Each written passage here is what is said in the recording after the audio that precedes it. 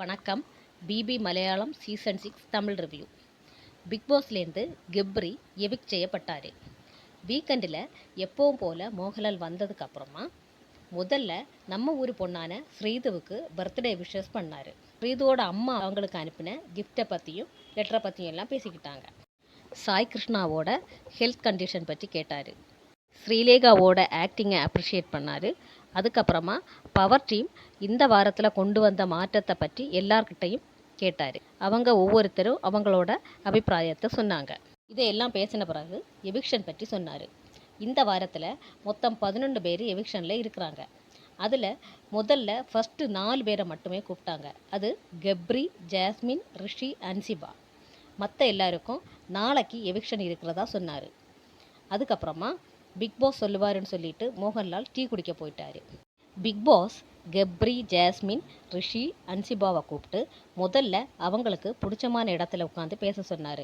அதில் கெப்ரியும் ஜாஸ்மினும் வாழைத்தோட்டத்துக்குள்ளே உட்காந்து பேச ஆரம்பித்தாங்க. ரிஷியும் அன்சிபாவும் அவங்களுக்கு பிடிச்சமான பெட்ரூமில் உட்காந்து பேசினாங்க. அதுக்கப்புறம் அவங்கள கார்டன் ஏரியாவுக்கு வர சொன்னார். கார்டன் ஏரியாவில் ஒரு பாக்ஸ் வச்சுருந்தாங்க. அந்த பாக்ஸில் சேவானவங்க பேர் இருக்கும். அதில் இருந்த கார்டு எடுத்து ஸ்க்ராட்ச் பண்ணி பார்க்க சொன்னார்.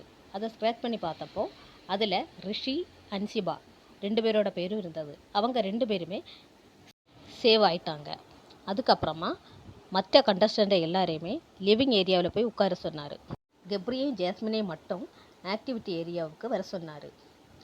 அதுக்கப்புறமா கெப்ரியும் ஜாஸ்மினும் பிபி ஹவுஸுக்குள்ளே வந்ததுக்கு பிறகு நடந்த அவங்களோட ஜேர்னியை பற்றி வீடியோ போட்டு காமிச்சாங்க.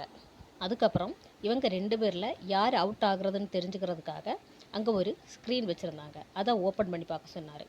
அதை ஓப்பன் பண்ணி பார்த்தப்போ கெப்ரி ஃபோட்டோவோட எவிக்டடுன்னு எழுதியிருந்தது. கெப்ரி அவுட் ஆனதுக்கு அப்புறமா ஜாஸ்மினோட ஷோ தான் தாங்க முடியலை. கெப்ரியோட சேர்த்து ஜாஸ்மினையும் வெளியில் அனுப்ப மாட்டாங்களான்னு நினைக்கிற அளவுக்கு தான் அவங்களோட ஷோ அவ்வளோ அதிகமாக இருந்தது. நீங்களே சொல்லுங்கள், கெப்ரி வெளியே போனதை பற்றி என்ன நினைக்கிறீங்கன்னு கமெண்ட் பண்ணுங்கள். உங்களுக்கு இந்த வீடியோ பிடிச்சிருந்தா லைக் பண்ணுங்கள், கமெண்ட் பண்ணுங்கள், சப்ஸ்கிரைப் பண்ணுங்கள்.